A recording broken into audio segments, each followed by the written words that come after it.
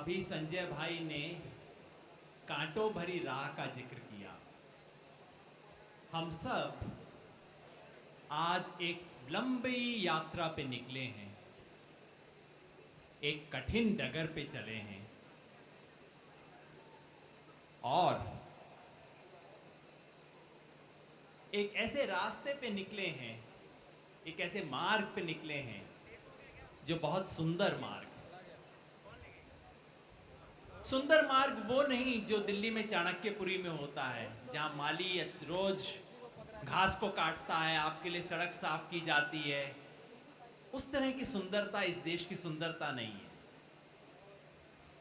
ये वो सुंदर मार्ग है जिसमें कांटे भी हैं, जिसमें पत्थर भी हैं, जिसमें धूल धक्कड़ है, जिसमें खूब थकान है, जिसमें खूब चुनौतियां हैं, जिसमें अंत में पाने को शायद कोई फूल नहीं है।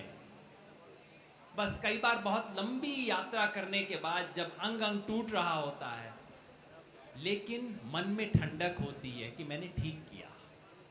हम आज उस लंबे रास्ते पे निकले और उस लंबे रास्ते के पहले छोटे कदम के रूप में आज हम यहाँ खड़े हुए। अभी पार्टी बनी नहीं है, वो तो बाद में होगी, अरविंद भाई घोषणा करेंगे। ये तो जैसे फिल्म वाले कहते हैं ना, ये तो आज तो ट्रेलर है, सिर्फ छोटा सा ट्रेलर है, ताकि दिल्ली में पता लग जाए कि दिल्ली के बाहर भी इस देश में रहते हैं और दिल्ली के अंदर भी इस देश का गांव बसता है। इस ट्रेलर के स्वरूप हमने सिर्फ 3-4 दस्तावेज अभी रिलीज किए हैं। कोई भी दस्तावेज अंतिम नहीं है, क्योंकि अंतिम करने वाले हम लोग होते कौन हैं। ये सब दस्तावेज आज जनता के बीच हैं, जनता इस पे राय देगी। ये जनता की राय के आधार पे बने हैं, लेकिन ये सब दस्तावेज जनता के बीच गए हैं। जनता राय देगी, आप सब राय देंगे, हमारे आलोचक भी राय देंगे। हम उस राय को सर माथे पे रखेंगे, उनसे सीखेंगे और इसको सुधारेंगे। और जब पार्टी लॉन्च होगी, जब ट्रेलर नहीं, जब फिल्म होगी, तो इसका पूरा स्वरूप हम सबके सामने लेके आएंगे। अभी 3 डॉक्यूमेंट हमने रिलीज किए हैं। मैंने सोचा आपको बता दूं कौन से 3 हैं ये। एक डॉक्यूमेंट तो ये है जो कहता है स्वराज का संकल्प। ये डॉक्यूमेंट आपको पूरी पार्टी का, पूरे नए आंदोलन का दर्शन बताता है।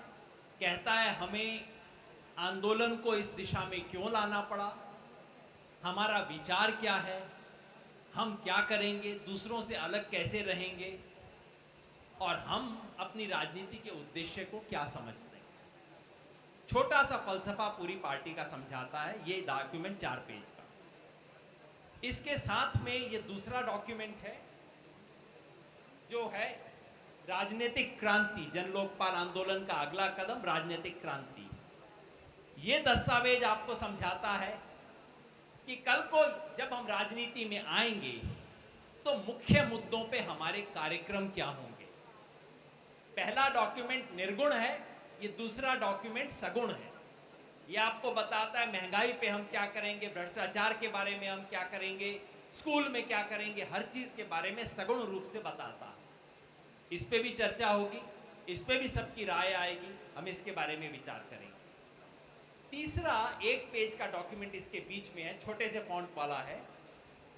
वो बताता है कि ये पार्टी अपने उम्मीदवार का चयन कैसे करेगी।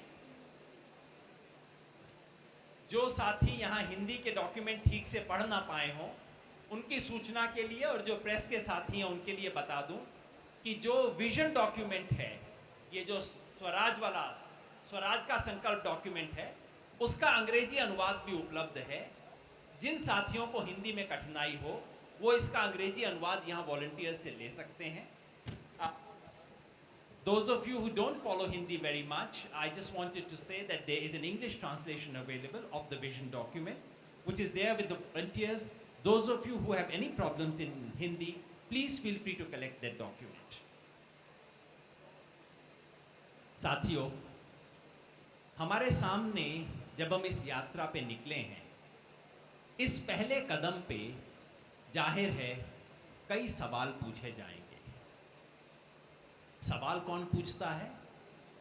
सवाल वो पूछता है जो हमारा दोस्त होता है, जो हमदर्द होता है। हो सकता है वो आज हमारा हमसफर नहीं हो, वो कल हमारा हमसफर बनेगा। वो सवाल पूछता है। इसलिए आज जो कोई सवाल पूछता है, जिस भाषा में पूछता है, जो तीखेपन से पूछता है, जो हंस के पूछता है, जो मजाक बना के पूछता है, वो सब कल हमारे हमसफर बनेंगे। इसलिए उन सब के सवालों को सर झुका के उसका जवाब देना हमारा पहला फर्ज बनता है, क्योंकि ये सवाल जायज है। जो पूछ रहे हैं, अभी मैं बाहर निकला, एक साथी ने कहा कि आप राजनीतिक पार्टी क्यों बना रहे हो? पार्टी बनाने की क्या जरूरत थी? वो गुस्से में थे, तलखी में थे, लेकिन वो गुस्सा जताने अपने घर का काम छोड़ के, घर बार दुकान जो भी उनका काम होगा वो छोड़ के यहां तक आए, तो इसका मतलब वो हमदर्द हैं, वो हमसफर हैं। ये दस्तावेज इन सब सवालों का जवाब देने की कोशिश करते हैं, इसलिए कि ये सवाल वाजिब हैं, इसलिए कि जब आपका आंदोलन बड़ा होता है तो उसके सामने बड़े सवाल आते हैं। छोटे आंदोलन से कोई बड़े सवाल नहीं पूछता, बड़े आंदोलन से बड़े सवाल पूछे जाते हैं। आपका आंदोलन बड़ा हुआ है, किसी भी बड़ी धारा में कटाव छटाव चलता है, कुछ का बाहर जाना, कुछ का अंदर आना चलता है। ये सब बड़े आंदोलनों की नियति होती है, ऐसा जरूर होता है। लेकिन आज आपका आंदोलन सिर्फ पिछले 1-1.5 साल का जो महान आंदोलन हुआ भ्रष्टाचार के खिलाफ इस देश में, केवल उसकी विरासत नहीं है। आज आपका आंदोलन इस देश की एक बड़ी विरासत से भी जुड़ा है। वो है इस देश के तमाम जन आंदोलनों की विरासत। चाहे कोई बांध के सवाल पे लड़ रहा हो, चाहे किसान के सवाल पे लड़ रहा हो, भूमि अधिग्रहण के खिलाफ लड़ रहा हो, मारुति के मजदूर हो जो कि मजदूरों की स्थिति के बारे में लड़ रहे हो, वो सब लोग आज आपस से जुड़े हैं। कुछ साथी हैं जो आज नहीं हैं, वो भी आएंगे, लेकिन कुछ बहुत साथी जुड़े हैं। आपका आंदोलन पहले से बड़ा हुआ है, आपका विचार पहले से बड़ा हुआ है। पहले आपसे लोग उम्मीद करते थे केवल भ्रष्टाचार का विचार बताओ, आज आके लोग अरविंद भाई से पूछेंगे भाई विदेश नीति पे आपका विचार है बताओ। आप प्रशांत जी से पूछेंगे सिर्फ कानून नहीं, सिर्फ जुडिशरी नहीं, बताओ आप अर्थव्यवस्था के बारे में हमें बताओ। इसका मतलब है आपने राजनीति को अंगीकार किया है, राजनीति को गले लगाया है। इसका मतलब अब आपने बड़े फलक के सवालों को अपने आप स्वीकार किया है। राजनीति में जाने का मतलब है ये कहना कि इस देश का हर जो बड़ा सवाल है उससे हम जूझने को तैयार होंगे, हम उस सवाल के साथ जुड़ेंगे, उस सवाल का समाधान करेंगे। तो आपका आंदोलन बड़ा हुआ है, आपका विचार बड़ा हुआ है, और मुझे बेहद खुशी है कि आपका मन भी बड़ा हुआ है। पिछले कुछ समय में इस आंदोलन ने आलोचनाएं झेली हैं, अपमान सहने की क्षमता दिखाई है। जो पेड़ झुका होता है, नजदीक से जाके देखिए उसमें फल लग गए होते हैं। आपका आंदोलन बड़ा हुआ है, आपका विचार बड़ा हुआ है, आपका मन बड़ा हुआ है, इसलिए अब आपको बड़े सवालों का सामना करना है। और वो बड़े सवाल इस दस्तावेज में रखे गए हैं। जाहिर है लोग जानना चाहेंगे, अब तक आपने केवल भ्रष्टाचार के बारे में अपनी राय बताई है, पूरे देश दुनिया पे आपका क्या विचार है? कौन सी विचारधारा वाले लोग हो, राइटिस्ट हो कि लेफ्टिस्ट हो, फलांवादी हो कि फलांवादी हो, पूरा बताओ। जायज सवाल है। लोग पूछेंगे कि भ्रष्टाचार को खत्म करने के लिए राजनीति में आने की क्या जरूरत थी? जायज सवाल है। ये पूछेंगे कि राजनीति में ही आना था तो पार्टी बनाने की क्या जरूरत थी? ये भी जायज सवाल है। लोग ये भी पूछेंगे कि भाई सफल होगे कि नहीं? सब कोई मुझसे पूछते हैं सफल होगे कि नहीं। हर कोई कहता है देखो जा तो अच्छे काम में रहे हो, लेकिन ये पार्टी वाले तुम लोगों को खा जाएंगे। हर कोई ये समझता है। हर कोई समझता है, ये भी समझते हैं कि काम तो अच्छा है लेकिन पता नहीं इस देश की जनता साथ नहीं होगी, पार्टी वाले खा जाएंगे। ये भी समझती है कि काम तो अच्छा है लेकिन देश की जनता समझती नहीं है। अरे जब सारी देश की जनता कह रही है कि काम अच्छा है तो जनता क्यों नहीं समझेगी? ये सब सवाल हैं, इन सब सवालों का हमें जवाब देना है। हमारे संजय भाई ने एक सवाल का जवाब सबके सामने रखा कि राजनीति में क्यों। मैं उसमें सिर्फ एक बात जोड़ना चाहता हूं। उन्होंने बहुत खूबसूरती से अपनी बात कही कि भ्रष्टाचार के आंदोलन के पास अब कोई रास्ता नहीं बचा था, यही एक रास्ता था। मैं उसमें सिर्फ एक छोटी बात जोड़ना चाहता हूं। संजय भाई, हम तो भ्रष्टाचार से शुरू हुए। अगर आप आम लोगों को पानी मुहैया के सवाल से शुरू करें, हिंदुस्तान की कितनी औरतें आज भी सुबह सुबह उठ के पानी लेने के लिए, अब वो गागर लेके नहीं जाती, वो अब बाल्टी लेके, खराब ढंग की बनी हुई बाल्टियां जिससे हाथ छेद हो जाते हैं, कितनी औरतें बाल्टियां ले लेके पता नहीं कहां कहां पानी लेने जाती हैं। अगर आप इस देश में हर घर में पीने का पानी उपलब्ध करवाने का आंदोलन चलाओ तो आपको 6 महीने में राजनीति में आना पड़ेगा। अगर आप ये आंदोलन चलाओ कि इस देश के हर गांव के स्कूल में बच्चों को शिक्षा मिले, सिर्फ बिल्डिंग ना मिले, सिर्फ मास्टर का चेहरा ना मिले, शिक्षा मिले इस गांव के स्कूल में, आपको 6-8 महीने में राजनीति में उतरना पड़ेगा। अगर आप ये आंदोलन चलाओ कि इस देश के किसान को इतना सब करने के बाद, खटने के बाद इतना भी क्यों नहीं मिलता कि वो अपने घर परिवार का बसर कर सके, तो आपको किसान आंदोलन को जल्द ही राजनीति में उतारना पड़ेगा। क्यों? क्योंकि राजनीति हमारे युग का, जिस देश काल में हम जी रहे हैं उसका युग धर्म है राजनीति। ये हमारे युग का धर्म है। यानी कि इस युग में कोई भी बड़ा काम करना होगा आपको राजनीति के थ्रू करना होगा।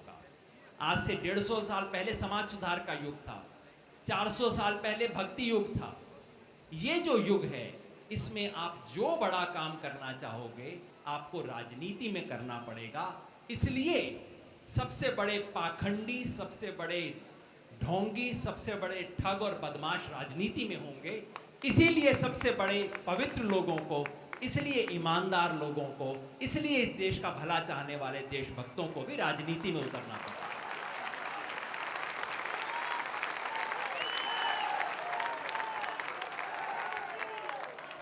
सवाल है कि हमारी विचारधारा क्या है।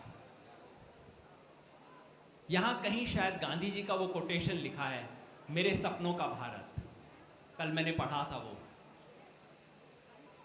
वो छोटी सी कोटेशन पढ़ के मुझे लगा कि हम बेकार ही इंटेलेक्चुअल लोग इतना काम करते रहते हैं, किताबें लिखते पढ़ते रहते हैं। उस आदमी ने 4 पंक्ति में कह दिया और उससे बड़ी कोई विचारधारा नहीं है। गांधी जी ने कहा मेरे सपनों का भारत क्या होगा, जिसमें अंतिम व्यक्ति को कुछ हासिल होगा, जिसमें कोई गैर बराबरी नहीं होगी, जिसमें हर इंसान को ये महसूस होगा कि देश चलाने में मेरी राय शामिल है। इस नए राजनीतिक प्रयास में, इस दस्तावेज में हमने किसी वाद का नाम नहीं लिया है, हमने किसी विचारधारा का, किसी वैचारक का नाम नहीं लिया है, हमने किसी ग्रंथ का नाम नहीं लिया है। क्योंकि राजनीति इस देश में कई बार इष्ट देवता और ग्रंथों के चक्कर में फंस जाती है और फिर सारा काम इस पे नहीं होता बहस कि हमें करना क्या है। बहस इस पे होती है कि तुम्हारा गांधी, मेरा अंबेडकर, मेरा भगत सिंह, तुम्हारा लाल बहादुर शास्त्री। अरे अगर वो सारे यहाँ बैठे होते उतने महान लोग, वो कहते भाई हमारा नाम क्यों ले रहे हो, काम करो। तो इसलिए हमने इस दस्तावेज में किसी का नाम नहीं लिया है, लेकिन सबसे सीखा है, सबसे सीखा है। 20वीं सदी की विचारधाराओं का जो पूरा इतिहास है उस सब से सीखा है। और उस सारी विचारधाराओं के इतिहास का निचोड़ है एक सादे शब्द में, वो शब्द है स्वराज। ये दस्तावेज स्वराज का घोषणा पत्र है। स्वराज का मतलब क्या? स्वराज का मतलब सिर्फ ये नहीं कि अंग्रेज चले गए इस देश में स्वराज आ गया, वो कोई स्वराज नहीं, स्वराज नहीं है। अंग्रेज चले गए, अब ब्राउन रंग के अंग्रेज आ गए हैं, भूरी चमड़ी वाले अंग्रेज आ गए हैं, 5 साल में एक बार लोगों को मौका मिलता है, वो उस दिन बड़ा खुश हो जाते हैं एक बार में करके, और फिर उसके बाद अगले 5 साल तक वही जिल्लत, वही नेता के सामने गिड़गिड़ाना, नेताजी ये कर दो, अफसर के दफ्तर पे जाना, वहाँ जूतियाँ घिसना और छोटे छोटे अफसर से डांट खाना। ये हिंदुस्तान के नागरिक की हकीकत है। स्वराज ये नहीं है। स्वराज का मतलब हम खुद, हर हिंदुस्तानी, हर नागरिक स्वयं इस देश का मालिक महसूस करे, इस देश के बड़े निर्णयों में अपनी राय दे, सिखाए और खुद सीखे। वो स्वराज इस घोषणा पत्र की मूल मंत्र है।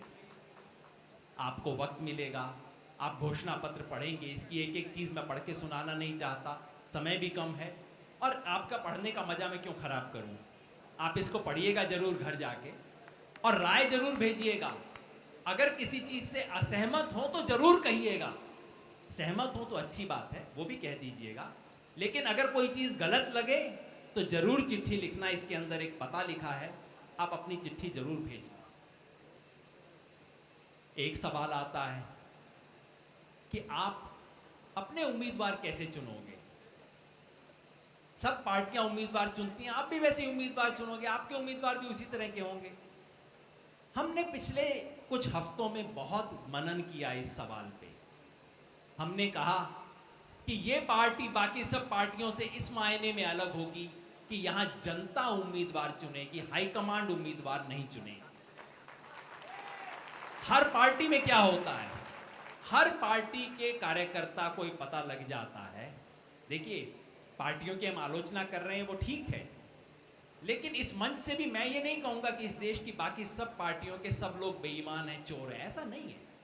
कई पार्टियों में बड़े भले लोग बैठे हुए हैं, कई पार्टियों में ईमानदार लोग हैं, लेकिन उस ईमानदार कार्यकर्ता को साल 2 साल में पता लग जाता है कि भाई महाराष्ट्र के लातूर में काम करने का कोई फायदा नहीं है, तमिलनाडु के कुडमकलम में क्यों अपनी जूतियां घिस रहे हो, टिकट तो आपको यहाँ जनपद से मिलनी है, टिकट तो अकबर रोड से मिलनी है।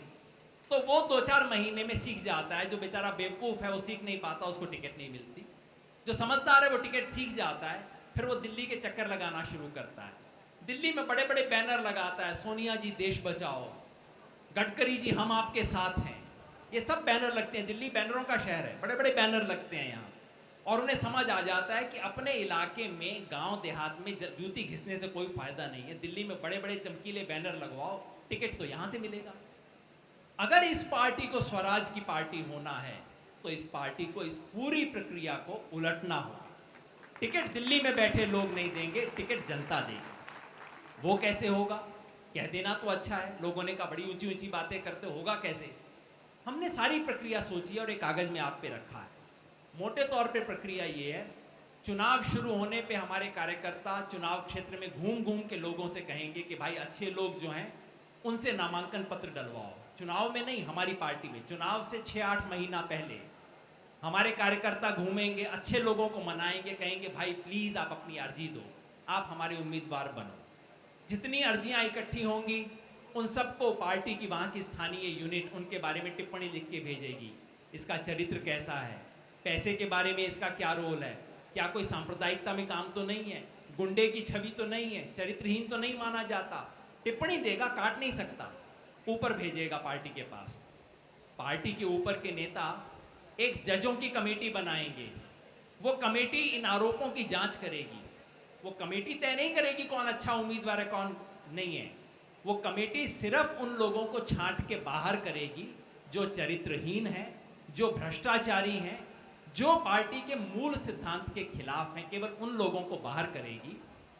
बाकी सब एप्लीकेशन को वापस स्थानीय पार्टी के पास भेज देगी, कहेगी अब आप फैसला करो। फिर जितने बच जाएंगे, समझिए 4-5 लोग बच गए, तो फिर उन सबको साथ बैठाया जाएगा कि भाई आप सब लोग आपस में बैठ के, भाई बहन आपस में बैठ के सुलह कर लो, हो सकता है आप खुद ही किसी एक पे मान जाओ। अगर ना माने, अगर 3 लोग रहते हैं, कहते हैं नहीं मैं इस प्रदेश का सबसे अच्छा व्यक्ति हूं, जिसकी पहले से जांच हो चुकी है, भ्रष्टाचार के बारे में जांच हो चुकी है, जिसके आरोपों की जांच हो चुकी है, तो फिर वहां के स्थानीय जितने भी कार्यकर्ता हैं, उस विधानसभा क्षेत्र के, उस संसदीय क्षेत्र के जितने भी कार्यकर्ता हैं, वो सारी जनता और मीडिया के सामने खुले रूप से चुनाव करेंगे और उस चुनाव में जो जीतेगा वो अपनी टिकट वहीं जनता से लेके चलना शुरू कर देगा।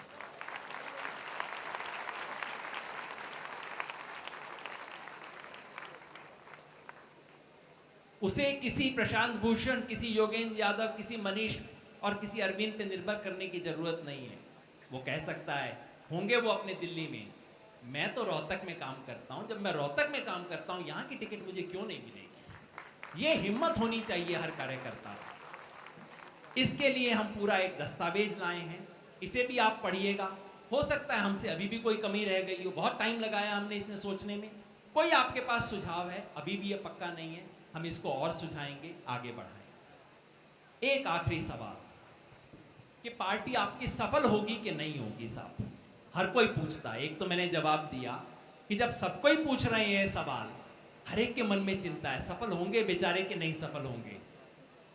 बस यही चाहिए और कुछ नहीं, सबके मन में चिंता है तो सफल हो जाएंगे।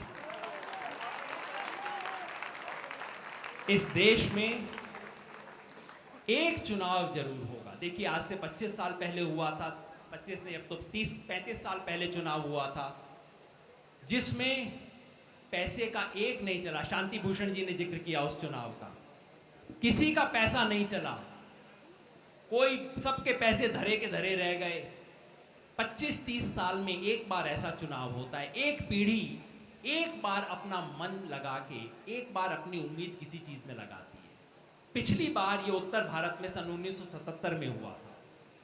एक अवसर आना बाकी है, नई इस दूसरी पीढ़ी के लिए एक मौका आना बाकी है। एक चुनाव होगा, मैं नहीं कह सकता 2013 में होगा, 2014 में होगा, 19 में होगा, ये मेरे बस की बात नहीं है। ये भविष्यवाणी का धंधा बंद कर दिया है कान पकड़ के। तो कब होगा ये नहीं कह सकते, लेकिन दोस्तों हमारे देखते देखते इस देश में एक चुनाव होगा जहां पैसे वालों को अपना पैसा छुपाना पड़ेगा, जहां डर लगेगा उन्हें पैसा दिखाने से, और जिसके पास पैसा नहीं है ये उसकी संपत्ति बन जाएगी, ये उसकी पूंजी बन जाएगी। हमें उस चुनाव की तैयारी करनी है, वो चुनाव हमारा चुनाव होगा, उस चुनाव के लिए हम रहेंगे। उस चुनाव तक डटे रहना, खड़े रहना, उस चुनाव तक अपमान झेलना, हार झेलना, हो सकता है 2013 में हो जाए, हो सकता है ना हो, लेकिन उस चुनाव तक हमें और आपको खड़े रहना है, खड़े रहना है। हम खड़े होंगे तो वो चुनाव जरूर आएगा। लेकिन उससे पहले भी एक सफलता है जो आपके हाथ में आ सकती है, छोटी छोटी सफलता। पहली बात, आप चुनाव में उतर जाइए सब वायदे लेके, शिक्षा और रोजगार के सवाल को लेके, किसान के सवाल को लेके, भूमि अधिग्रहण के सवाल को लेके, भ्रष्टाचार के सवाल को लेके। आप देखना ये बड़ी पार्टियां आपके एजेंडा में से एक दो आइटम चुराने लग जाएंगी, अपने मैनिफेस्टो में शामिल करने लग जाएंगी। आपको कोई क्रेडिट नहीं मिलेगा, लेकिन ये आपकी जीत होगी। दूसरा, आपका उम्मीदवार, ईमानदार उम्मीदवार चुनाव में खड़ा हो गया, इस डर के मारे पार्टी अपने सबसे भ्रष्ट आदमी को कम से कम बाहर निकाल लेगी कि भाई इस बार जरा गड़बड़ हो जाएगी, चलो थोड़ा सा लिहाज कर लो। और अपनी ही पार्टी में वो बेचारा कार्यकर्ता, हर पार्टी में अच्छे ईमानदार कार्यकर्ता हैं अभी भी, अपनी पार्टी का वो जो बेचारा ईमानदार कार्यकर्ता जो कहीं अलमारी में बंद करके रखा हुआ था 25 साल से, उसको झाड़ पहुंच के बाहर निकालेगी, भाई तेरे को इस बार टिकट दे रहे हैं, ये आपकी जीत होगी। और तीसरा, इस देश में आदर्शवादी युवा युवतियों की कमी नहीं है। ये सब कहने की बातें, मेरे भी बाल सफेद होने शुरू हो गए, मेरा भी मन कभी कभी करता है कहने को हमारे जमाने में चीजें और थी, अब तो लड़के बिगड़ गए।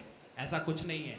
आज की युवा पीढ़ी में क्रांतिकारिता है, आज की युवा पीढ़ी में आदर्श है, लेकिन वो आदर्श राजनीति में नहीं आ रहा। अगर ऐसे 100 युवा युवतियों में से 10 को आप अगर राजनीति में ले आते हो, मैंने कभी कहा था उस जंतर मंतर से, एक टी शर्ट बनवा दो, राजनीति युग धर्म है, मुझे राजनीति में आस्था है। ये टी शर्ट पहन के बच्चे कैंपस में घूमेंगे। अगर 100 में से 10 आदर्शवादी, 100 में से 10 बच्चों को नहीं मैं कह रहा, जो आदर्शवादी हैं, जो देश के लिए अपनी जिंदगी देना चाहते हैं, उन 100 में से भी 10 को अगर आप राजनीति में ले आए तो आपने अगले 50 साल तक इस देश की राजनीति साफ करने का काम किया। वो आपके साथ रहे ना रहे, वो इस देश की राजनीति की गंदगी को साफ करेगा। साथियों, जब मुझसे बात होती है राजनीति की, आदर्श की और गंदगी की, मेरे मन में बार बार एक चेहरा उतरता है। वो मेरे गुरु थे, किशन पटनायक। वो आदमी 27 साल की उम्र में एमपी बन गया था, जेल में था, जेल से एमपी बन गया था। 27 साल उम्र थी उसकी। आप समझते हैं जो आदमी 27 साल की उम्र में एमपी बन जाता है, वो कितनी कोठियां खड़ी करता है, कितनी इमारतें बनाता है, कितने बंगले बनाता है और किस तरीके से रहता है। किशन पटनायक हम में से बहुत लोगों ने देखा होगा। वो किशन पटनायक ने एक बार इलेक्शन जीते, दूसरी बार हारे, उसके बाद संकल्प लिया कि अपना बाकी सारा जीवन इस देश में नई पीढ़ी के लोगों को राजनीति सिखाते, समझाते, बनाते हुए लाएंगे।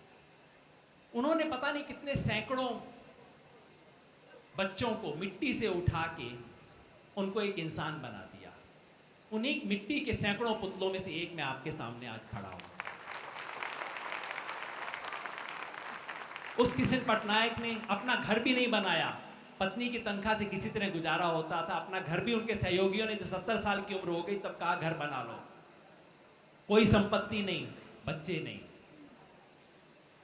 जब मैं राजनीति की सोचता हूं, मैं किशन पटनायक को देखता हूं। वो आज हमारे बीच नहीं है और मुझे मन में बहुत अफसोस है कि वो इस मोड़ को देख नहीं पाए। लेकिन राजनीति, और जैसे एक किशन पटनायक हैं, वैसे इस देश में दर्जनों किशन पटनायक हुए हैं। सैकड़ों लोग हैं जिन्होंने राजनीति में ईमानदारी से, ऊर्जा से, तपस्या से काम किया है। उस नई पीढ़ी को एक बार दोबारा खड़ा करना हमारा आज काम है। किशन पटनायक ने समता संगठन बनाया, समाजवादी जन परिषद नामक एक राजनीतिक पार्टी बनाई जिसका मैं सदस्य रहा, आज भी हूं।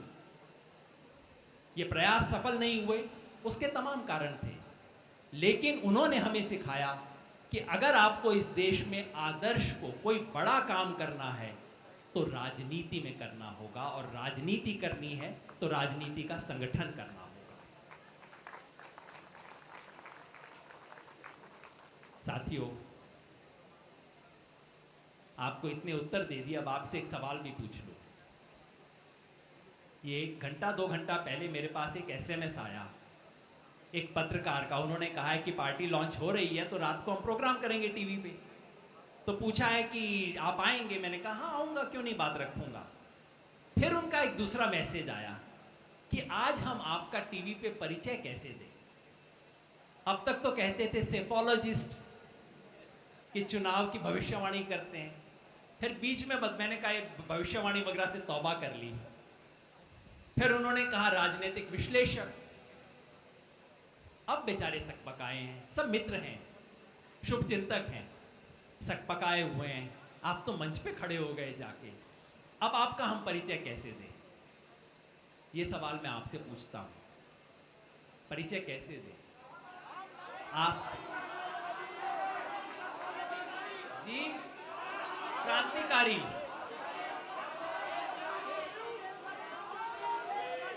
देशभक्त, क्रांतिकारी, कार्यकर्ता, आम आदमी, सिपाही, भाइयों,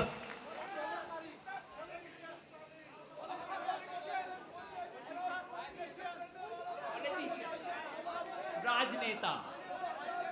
दोस्तों, ये टोपी लीजिए, सब टोपी पहन।